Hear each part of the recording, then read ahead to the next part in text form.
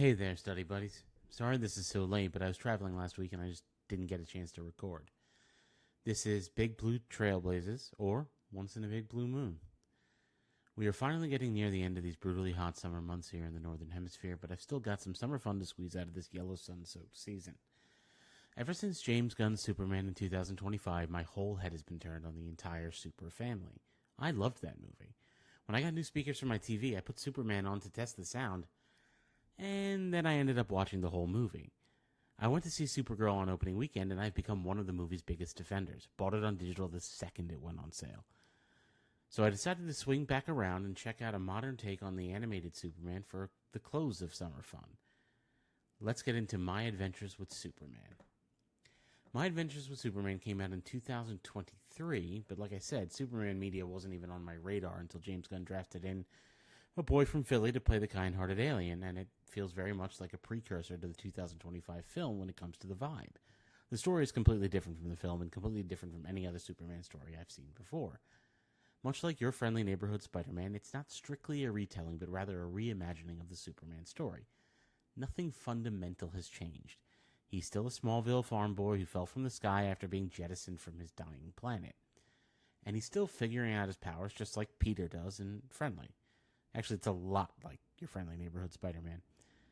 Crime has leveled up in Metropolis, and now previously petty criminals are in possession of some seriously advanced and possibly alien technology that enhances their strengths and powers beyond anyone's capability to deal with them.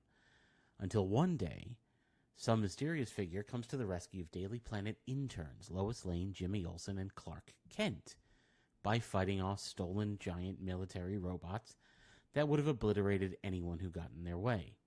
See what I did there? Clark dons a quick disguise and rises to meet the challenge. Had he not, Lois and Jimmy would surely have been killed. I know it's a cartoon, but it was a genuinely moving moment. Clark had spent his whole life to that point just trying to be normal, trying to be human. And in that split second, he threw all that away, accepted that he'd never have a normal life, and decided that his power had to be used for good. Hell of a pilot episode. Before I get into the animation, I want to talk about the cast because this was my biggest question mark about the series. Superman is voiced by Jack Quaid from The Boys and Heads of State. And there are moments that I can only hear Huey from The Boys. But the more I watched the show, the more I settled into the fact that it's what Superman sounds like here. And while I generally bemoan the loss of voice roles going to dedicated voice actors, Quaid does an excellent job at portraying the earnestness and innate kindness you need to be Superman and Clark Kent. Voicing Jimmy is Ishmael Saheed, whom you've probably never heard of, but have definitely seen if you followed my advice and watched Jury Duty. However, the real standout here is Alice Lee as Lois Lane, who seems to be primarily a screen actor herself, with roles in titles such as Suits LA and People We Meet on Vacation. But she just is Lois. From the second I saw her, despite not looking like any Lois I've ever seen before, I immediately knew it was Lois just by the vibe. This version of Lois is very different from the ones I grew up with the animated Superman's no-nonsense Lois Lane being my strongest impression of the character. Lee embodies this young, headstrong version of Lois and she just feels like the best portrayals of the intrepid reporter I've seen in the past. And that bodes very well for the series as a whole, because like I said when discussing the film, Superman is almost defined by Lois instead of by his villains. Batman has the Joker to remind him why he does what he does. Superman has Lois. A great Lois leads to a great Superman, and we have a great Lois here. And the relationship between the two of them as it progresses is very sweet, but also not completely without troubles. I've never personally dated anyone with superpowers, but I think it's fair to say that it would add some complications, and Lois is a fully realized character and, thus far, has been consistently written. Through the 9 episodes I watched of Season 1, she has been consistently, excellently played. Every moment, every emotion, every feeling of doubt feels totally organic and not simply what the plot needs to move forward. And I might be mistaken here, to my knowledge, this appears to be the first time Lois Lane has been played by and portrayed as an Asian woman, which I think is pretty groovy and a testament to how easily diversity can be added to these old IPs without everyone losing their damn mind. Jimmy is also portrayed as and played by a black actor, but we have seen that before in the CW Supergirl. Still, that's a win for representation in animation.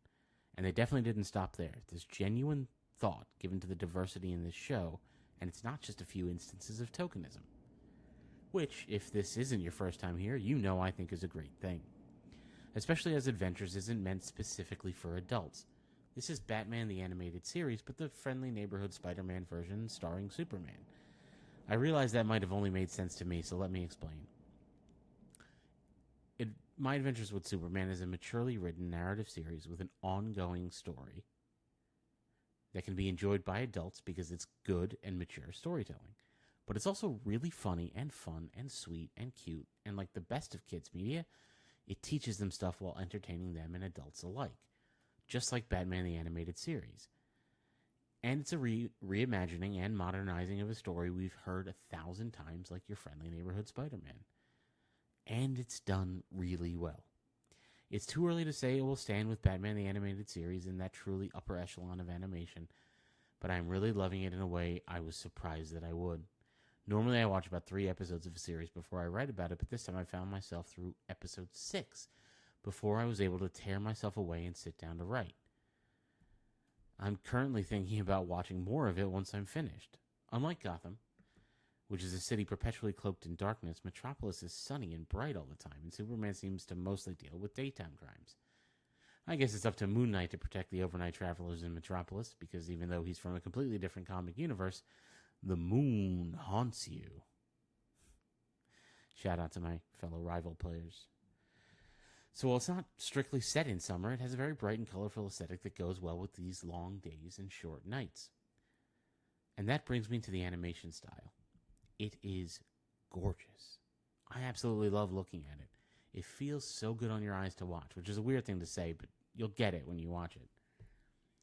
It's hand-drawn 2D animation with an anime influence that leads to some really stunning and fun visuals and very emotionally expressive characters. This isn't the wild, style-changing animation we see from Sony in movies like Into the Spider-Verse and K-pop Demon Hunters, but it looks so good. The animation is simple without being basic or lacking detail. It's immersive, it's natural, it may be animated, but it makes Metropolis feel like a real place. It's just so pleasant and familiar. It borrows just enough elements from anime to look fresh and new, while also being reminiscent of the classic 90s animation that I grew up with.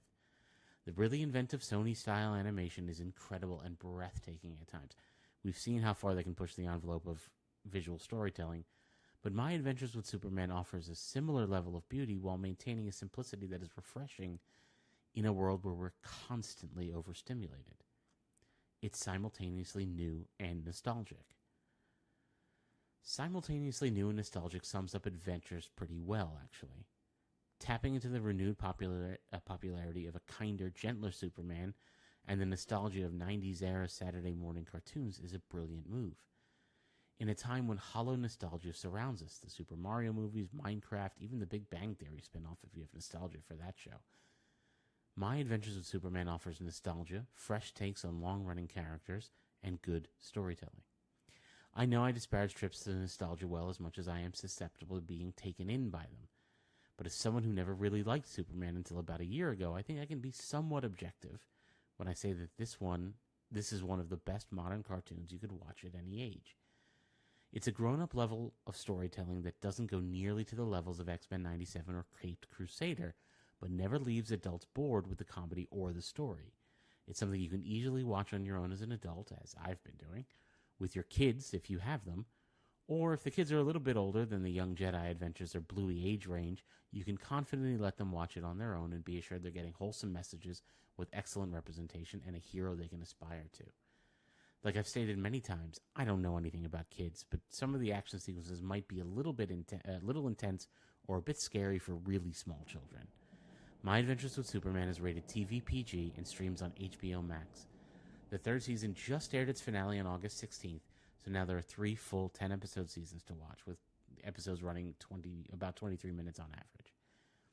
If you grew up on Batman the Animated Series, X-Men, Spider-Man, or Superman the Animated Series, then this is definitely for you. Now, if you'll excuse me, I've got 2 more seasons to catch up on. And that's it for today's post. Remember the old saying, dying is easy, comedy is hard. Writing a blog is somewhere in between. I just got back from traveling, so for the next week or so, please bear with me as my schedule will be a little more erratic. Until then, Look to the skies for the next bird or plane that might actually be an alien. If you're still here and you're not subscribed, I would love it if you would. It doesn't cost you anything, but it helps me out a whole lot. Also, if it's not too much to ask while you're there, a like would really boost my ego. Whether that's a good thing or not is up for debate. Also, if you want to see me play some games or build Lego, you can check me out on twitch.tv/uslamc. I'll put a link in the description. I stream regularly and randomly, so it's an adventure for all involved. And as always, if you liked what you've heard, tell your friends. If you didn't, tell your enemies. I'll catch you next time.